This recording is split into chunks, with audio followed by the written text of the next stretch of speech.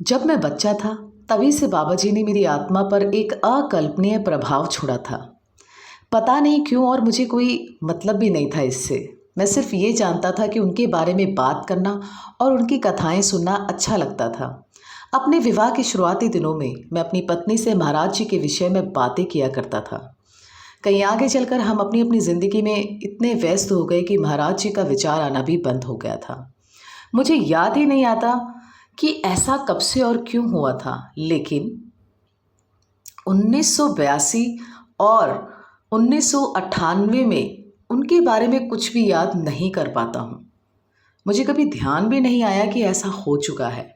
अभी हाल ही के वर्षों में एक अवस्था ऐसी आई जब जीवन के उन वर्षों के विषय में मुझे बहुत आत्मग्लानि हुई। मुझे ऐसा समझ में आया कि महाराज जी ने अपनी कृपा से मुझे हटा दिया था, या वो मुझसे खिन्न थे। ऐसा कुछ हुआ होगा। पुनः अवलोकन करने पर मैंने पाया कि इतना बिजी मैं हो ही नहीं सकता था कि महाराज जी का स्मरण ही नहीं कर सकूं। मैंने यह मान लिया कि बाबा जी ने ही मुझे उनको याद करने ही नहीं दिया, चाहे जो भी कारण रहा हो। सीख मुझे इससे यह मिली कि उनकी कृपा के बिना उनको याद भी नहीं कर सकते। उनकी कृपा से ही उनको याद कर सकते हैं अथवा नहीं।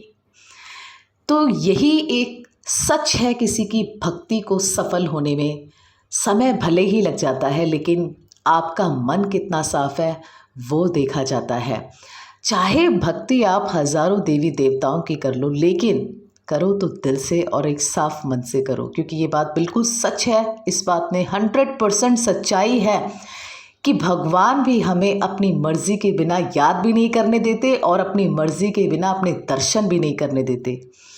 तो कहते हैं ना कि बाबा जी की भक्ति में बहुत ज़्यादा सहनशीलता होनी चाहिए, और वो सहनशीलता ऐसी होनी चाहिए कि अगर आप उनको पाओ तो हमेशा हमेशा के लिए पाओ, और अगर आप उनको याद करो तो हर दिन याद करो। जय नीम करौली बाबा। मेरा जीवन तेरी भक्ति, तुझे पाना मेरी शक्ति। मेरा जीवन तेरी भक्ति, तुझे पाना मेरी शक्ति। मेरा जीवन तेरी भक्ति, तुझे पाना मेरी शक्ति। हे नीम करौली बाबा, हे नीम करौली बाबा, मुझे दे दो ये दान, मुझे दे दो ये दान। मैं रहूं सदा भिखारी, मैं रहूं सदा भिखारी, पर न छोड़ो मेरा साथ, पर न छोड़ो मेरे साथ। मेरे